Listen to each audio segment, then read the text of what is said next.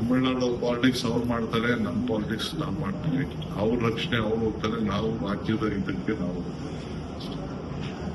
ಈ Krishna ನ್ಯಾಯಾಧೀಕರಣ supreme court ಅಲ್ಲಿ stay ಇದೆ, ಅದಕ್ಕೆ ನಾವು ಮಾತಾಡಿದೀವಿ. ಅದಕ್ಕೆ ಅವ್ರು ಕರೆದು ನಮ್ಮ ಹತ್ರ ಡೀಟೇಲ್ ಎಲ್ಲಾನು ಸೇರಿಸಿ ಕರೆಸಿ ಮೀಟಿಂಗ್ ಮಾಡ್ತೀವಿ ಅಂತ ಹೇಳಿದ್ದಾರೆ. ಯಾಕಂದ್ರೆ ಈ ಸೆವೆಲ್ ಮ್ಯಾಟರ್ 524. ಸೊ ಅದಕ್ಕೆ ಒಂದು ಇಂಟರ್ನಲ್ ಮೀಟಿಂಗ್ ಮಾಡ್ತೀವಿ ಅಂತ ನಮ್ಮೆಲ್ಲ ಕರೆಸ್ತೀವಿ ಅಂತ ಆಶ್ವಾಸನೆ. ಈಗ ಭೂಸ್ವಾಧೀನಕ್ಕೆ ಎಷ್ಟು ಬೇಕಾಗುತ್ತೆ? ಒಟ್ಟು ನಾವೆಲ್ಲ ಒನ್ ಟೈಮೇ ಮಾಡಬೇಕು ಅಂತ ತೀರ್ಮಾನ ಮಾಡಿದೀವಿ. ನಾವು ಮೀಟಿಂಗ್ ಮಾಡಿದ್ವಿ, ಯೂನಿಫಾರ್ಮ್ ಕನ್ಸೆಂಟ್ ಅಡ್ಮಿಷನ್ ಮಾಡಬೇಕು ಅಂತ ತೀರ್ಮಾನ ಮಾಡಿದ್ವಿ. ಮತ್ತೆ ಅವರೆಲ್ಲ ಧರಣಿ ರಾತ್ರಿ ಧರಣಿ ಮಾಡ್ತಾ ಇದ್ರು, ಎದುರಿಸಿದೀವಿ. ನಮ್ಮ ಪ್ರೋಸೆಸ್ ಎಲ್ಲ ಕಾವೇರಿ ಗೋದಾವರಿ ಈಗ ಕೊಡ್ತೀನಿ ಡೀಟೇಲ್. ಅದೇ ಎಷ್ಟು ಸಿಗುತ್ತೆ ನಮಗೆ ಕಡಿಮೆ ಅದು ನನಗೆ ಡೀಟೇಲ್ ನಿಮಗೆ ಕಡಿಮೆ ನೀರು ಹಂಚಿಕೆ ಆಗಿದೆ ರಾಜ್ಯಕ್ಕೆ. 10 TMC ಆಗಿದೆ ಅಟ್ಲೀಸ್ಟ್. ಎಲ್ಲ ಪದಾರ್ಥಗಳು ಯಾಕೆ ಅವರು ಬೆಲೆ ಏರಿಕೆ ಮಾಡಿಲ್ಲ ಅದು ಅವ್ರು ಕೇಳಲಿಕ್ಕೆ ನಾನು ಇಷ್ಟಪಡ್ತೀನಿ. ಗ್ಯಾಸ್ ಬೆಲೆ ಜಾಸ್ತಿ ಆಯ್ತು, 100 ನಾಟ್ ಔಟ್ ನಾವು ಹೋರಾಟ ಮಾಡಿದ್ರು. ಅಡುಗೆ ಎಣ್ಣೆ, ಉಪ್ಪಿನಿಂದ ಹಿಡಿದು ಎಲ್ಲ ಜಾಸ್ತಿ ಆಗಿದೆ. ಕಬ್ಬಣ, ಸ್ಟೀಲು, ಏನೇನು ಬೇಕೋ ಎಲ್ಲ ಜಾಸ್ತಿ ಆಗುತ್ತೆ. ಇದ್ರ ಬಗ್ಗೆ ಹೇಳ್ತಾರೆ, ಕಸದ್ದು ಅವರೇ ಆರ್ಡರ್ ಮಾಡಿದ್ರು. ನಾನು ಆಕ್ಚುಲಿ ಕಡಿಮೆ ಮಾಡಿದ್ದೀನಿ. ಅದನ್ನ ಅವ್ರು ಆರ್ಡರ್ ಮಾಡೋದ್ರಿಂದ ಕಸ ನಾನು ಕಡಿಮೆ ಮಾಡಿದ್ದೀನಿ. ಅದಕ್ಕೆಲ್ಲ ದೊಡ್ಡದಾಗಿ ಹಾಕ್ಬೇಕಾಯ್ತು. ಹಳೇದೆಲ್ಲ ಬಿಟ್ಬಿಡಿ, ಒಂದಷ್ಟು ಮೊದಲೆಲ್ಲ ಹೇಳಿ. ಸರ್, ಈಗ ರಾಜ್ಯದಲ್ಲಿ ಸಾಕಷ್ಟು ಚರ್ಚೆ ಆಗ್ತಾ ಇದೆ. ಒಂದು ಕಡೆ DK ಶಿವಕುಮಾರ್ ಅವರು, ಮತ್ತೊಂದು ಕಡೆ CM ಸಿದ್ದರಾಮಯ್ಯನವರು ಹೈಕಮಾಂಡ್ ಅನ್ನ ಭೇಟಿ ಆಗ್ತಾ ಇದ್ದಾರೆ. ಒಂದಷ್ಟು ಬದಲಾವಣೆಗಳಾಗ್ತದೆ ಅನ್ನುವಂತಹ ಚರ್ಚೆಗಳು ಕೂಡ ಆಗ್ತಾ ಇರ್ತಕ್ಕಂಥದ್ದು. ಸರ್, ನಾವು ಬರೋದು ನಾವು ಡೆಲ್ಲಿಗೆ ಹೋದ್ಮೇಲೆ ನಮ್ಮ ಲೀಡರ್ಸ್ನೆಲ್ಲ ಭೇಟಿ ಮಾಡಲೇಬೇಕಲ್ಲಪ್ಪ. ಬಟ್ ಕಳೆದ 2 ದಿನಗಳಿಂದ ಸಾಕಷ್ಟು ಬೆಳವಣಿಗೆ ಆಗ್ತಾ ಇದೆ ಅನ್ನುವಂಥದ್ದು. ಸರ್, ಸಚಿವರು ಕೂಡ ಬಂದಿದ್ದಾರೆ. ಸರ್, ತಾವು ಯಾರನ್ನ ಭೇಟಿಯಾಗಿ ಸರ್? ನಾನು ಇಬ್ಬರನ್ನೇ ಭೇಟಿಯಾಗಿದ್ದು. ಯಾರ್ಯಾರು ಸರ್? ವೇಣುಗೋಪಾಲ್, ಸುರ್ಜಿವಾಲ, ನಮ್ಮ ಸೆಂಟ್ರಲ್ ಮಿನಿಸ್ಟರ್. ಅಧ್ಯಕ್ಷರು ಭೇಟಿಯಾದ್ರ ಸಾಹೇಬ್ ಇಲ್ಲೇ ಬಿಟ್ಟು ಮಾಡಿ ಸರ್, ವಿಪಕ್ಷ ನಾಯಕರನ್ನು ಭೇಟಿ ಪ್ರತ್ಯೇಕವಾಗಿ ಭೇಟಿಯಾದ್ರ? ಪ್ರತ್ಯೇಕ ನಾವು ಡೇಟ್ ಮೊನ್ನೆ ಬೆಂಗಳೂರಿಂದ ಮೊನ್ನೆ ಬಂದಿದ್ದಾರೆ ಅವರು. ಸರ್, ಈಗ KPCC ಅಧ್ಯಕ್ಷ ಬದಲಾವಣೆಯ ಬಗ್ಗೆ ಪಕ್ಷದ ಆಂತರಿಕವಾಗಿಯೂ ಕೂಡ ಅಲ್ಲಲ್ಲಿ ಚರ್ಚೆಗಳು ನಡೀತಿದೆ. ಮತ್ತೆ ಬಹಿರಂಗವಾಗಿ ಕೆಲವು ನಾಯಕರುಗಳು ಚರ್ಚೆಯನ್ನ ಮಾಡಿದ್ರು. ಇದ್ರ ಬಗ್ಗೆ ಏನಾದ್ರು ಹೈಕಮಾಂಡ್ ಏನಾದ್ರು ಚರ್ಚೆ ಇದೆಯಾ, ಅಥವಾ ನಿಮ್ಮ ನಿಲುವು ಏನಿದೆ ಸರ್? ನನ್ನ ನಿಲುವು ಪಾರ್ಟಿ ಏನ್ ಹೇಳ್ತದೆ ಅದನ್ನ ಕೇಳ್ಕೊಂಡು ಹೋಗೋದಷ್ಟೇ.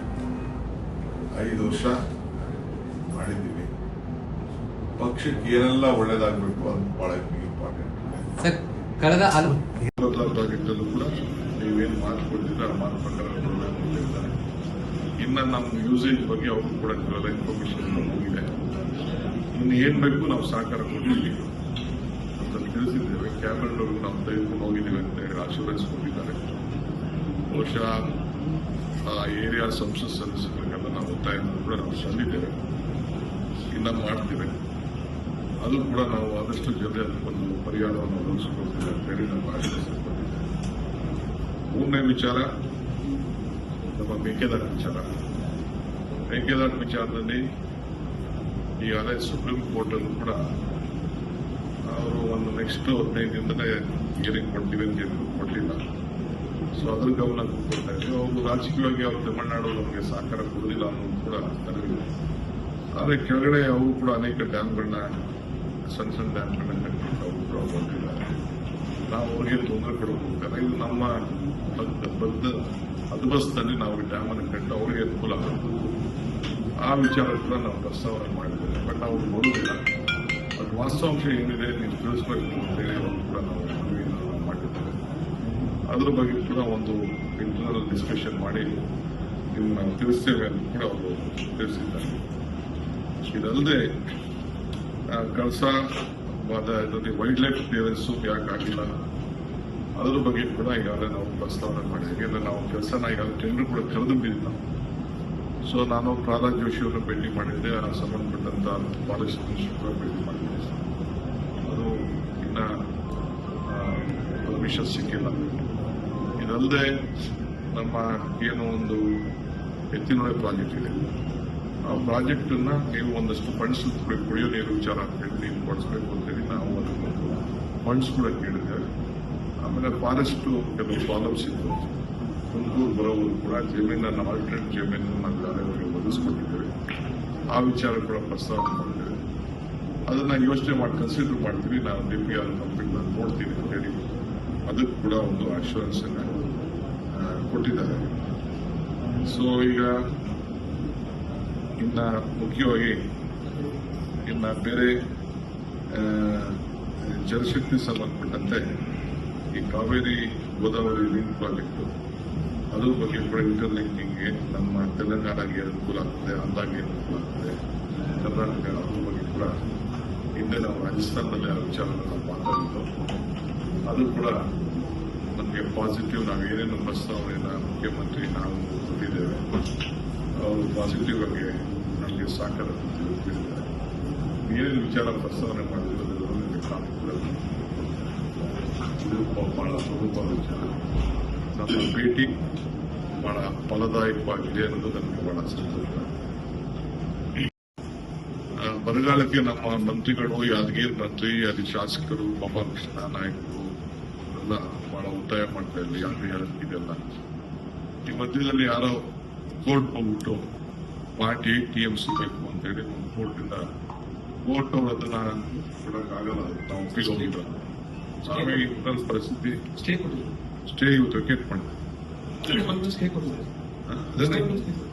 ಅದೇ ಡಬಲ್ ಬೆಂಚ್ ಸ್ಟೇ ಕೊಟ್ಟಿದ್ದಾರೆ. ಅದನ್ನೇ ನಿನ್ನೆ ಸಿಂಗಲ್ ಬೆಂಚ್ ಮಾಡಿದ್ರು, ಅದಕ್ಕೆ ಡಬಲ್ ಬೆಂಚ್ ಯಾಕೆಂದ್ರೆ ನಾವು ಪರಿಸ್ಥಿತಿ ನೋಡೋದು ನಾವು ಈಗ ನೀರ್ನ ಸುಮ್ಮನೆ ಏಕಾಏಕಿ ಬಿಡಕ್ಕಾಗಲ್ಲ. ಸೊ ಮಿನಿಸ್ಟರ್ಗೆ ಹೇಳಿದೀನಿ, ನಾವು ಒಂದಷ್ಟು ನೀರು ಬಿಡಬೇಕು ಅಂತ ಈಗಾಗಲೇ ನಮ್ಮ ತೀರ್ಮಾನ ಟೆಕ್ನಿಕಲ್ ಆಗಿ ನಾವು ರಿಪೋರ್ಟ್ ತರಿಸ್ಕೊಳ್ತಾ ಇದ್ದೆ. ಮಧ್ಯದಲ್ಲಿ ಅಲ್ಲಿಗೆ ನೀರು ಹೋಗ್ಬೇಕಾದ್ರೆ ನಾವೆಲ್ಲ ಪವರ್ನ ಅದಿವೆ ಎಲ್ಲ ಮೋಟರ್ನೆಲ್ಲ ಸೆಟ್ ಮಾಡ್ಬಿಟ್ಟು ಅದಕ್ಕೆಲ್ಲ ಅವಕಾಶ ಕೊಡಬಾರ್ದು ಅನ್ನೋ ದೃಷ್ಟಿಯಿಂದ ರೈತರಿಗೆ ಈಗ ನೀರು ಬಿಡ್ತೀವಿ. ನೀರು ಕುಡಿಯೋ ನೀರಿಗೆ ರೈತರಿಗೆ ಬಿಡ್ತೀವಿ. ಅವತ್ತು ಎಲ್ಲಿಗೆ ತಲುಪಬೇಕು ಅಲ್ಲಿಗೆ ತಲುಪಬೇಕು. ಈಗ ದಾರಿಲೇ ಕಂಪ್ಲೀಟ್ ಎಲ್ಲ ಮೋಟರ್ ಹಾಕೊಂಡು ಕೂತಿದ್ದಾರೆ.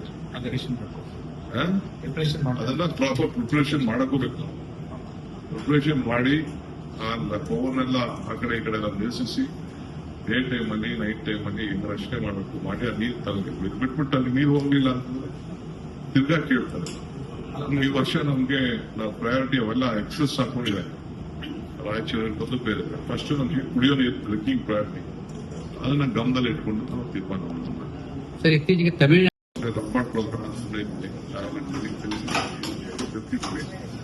ನಾವು ಅದ್ರ ಬಗ್ಗೆ ಒಂದು ರಿಪೋರ್ಟ್ ತರ್ಕೊಂಡು ನಾನು ಬಗ್ಗೆ ಸರ್, ಈಗ ಪೊಲಿಟಿಕಲ್ ಈಗ ಪರಿಷತ್ ನಾಮನಿರ್ದೇಶನ ಮಾಡೋದು ಚರ್ಚೆ ನಡೆದಿದೆಯಾ ಸರ್? ಚರ್ಚೆ ಆಗಿದೆ. ಚರ್ಚೆ ಆಗಿಲ್ಲ ಅಂತ ಹೇಳಕ್ಕಾಗಲ್ಲ. ಚರ್ಚೆ ಆಗಿದೆ. ಮುಖ್ಯಮಂತ್ರಿನೂ ಮಾಡಿದ್ದಾರೆ, ನಾವು ಕೂಡ ಮಾಡಿದ್ವಿ. ಈಗ ಇಬ್ಬರು ಮೆಸೇಜ್ ಮಾಡ್ತಾರೆ. ಅವ್ರೇನು ಹೈಕಮಾಂಡ್ ಏನ್ ಹೇಳಿದ್ರು ಕಾರ್ಯಕರ್ತರು ಕೊಡಬೇಕು ಅಂತ ನಮ್ಮ ಅಭಿಪ್ರಾಯ ಇದೆ. ಪಕ್ಷದ ಕಾರ್ಯಕರ್ತರು ಇಂಪಾರ್ಟೆಂಟ್. ಪಾರ್ಟಿ ಕಾರ್ಯಕರ್ತರಿಗೆ ಆಮೇಲೆ ಯಾರು ಧ್ವನಿ ಇರ್ತಾರೆ ಅಲ್ಲಿ ಸುಮ್ಮನೆ ಯಾರು ಅನ್ಎಂಪ್ಲಾಯ್ಮೆಂಟ್ ಕೊಟ್ಟಂಗೆ ಆಗಬಾರ್ದು. ನಮಗೆ ಕೌನ್ಸಿಲ್ ಅಲ್ಲಿ ಮಾತಾಡುವಂತ ಪ್ರತಿನಿಧಿಗಳು ಬೇಕು. ಪಕ್ಷಕ್ಕೆ ಅನುಕೂಲ ಆಗಬೇಕು. ಅದು ನನ್ನ ಪ್ರಯಾರಿಟಿ. ಸಂಪುಟ ಪುನರ್ರಚನೆ ವಿಚಾರ ಅದು ಚೀಫ್ ಸರ್, ಈಗ ಪೊನ್ನಣ್ಣ ಅವ್ರ ಮೇಲೆ ಒಂದು ಆರೋಪ ಬಂದಿದೆ. ಅವರ ಹೆಸರನ್ನ ಬರೆದಿಟ್ಟು ಒಬ್ರು ಬಿಜೆಪಿ ಕಾರ್ಯಕರ್ತರು ಸೂಸೈಡ್ ಮಾಡಿಕೊಂಡಿದ್ದಾರೆ ಕೊಡಗಲ್ಲಿ. ಅವರೇ ಸ್ವಲ್ಪ ಅವ್ರೇನ್ ಮಾಡೋದು. ವಾಟ್ಸ್ಆಪ್ ಅಲ್ಲಿ ಪೊನ್ನಣ್ಣ ಅವರ ವಿಚಾರದಲ್ಲಿ ಅಪಹಾಸ್ಯ ಮಾಡಿ ಸೋಷಿಯಲ್ ಮೀಡಿಯಾದಲ್ಲಿ ಪೋಸ್ಟ್ ಮಾಡಿ, ಸೊ ಅದರ ವಿರುದ್ಧ ಒಬ್ಬರು ಕಾರ್ಯಕರ್ತರು ಕಂಪ್ಲೇಂಟ್ ದಾಖಲು ಮಾಡಿದ್ರು. ಇದು ಅವ್ರ ಮೇಲೆ ಹೆಚ್ಚಿನ ವಿಡಿಯೋಗಳಿಗೆ ಪ್ರತಿಧ್ವನಿ ಯೂಟ್ಯೂಬ್ ಚಾನೆಲ್ ಸಬ್ಸ್ಕ್ರೈಬ್ ಮಾಡಿ, ಬೆಲ್ ಐಕಾನ್ ಕ್ಲಿಕ್ ಮಾಡಿ.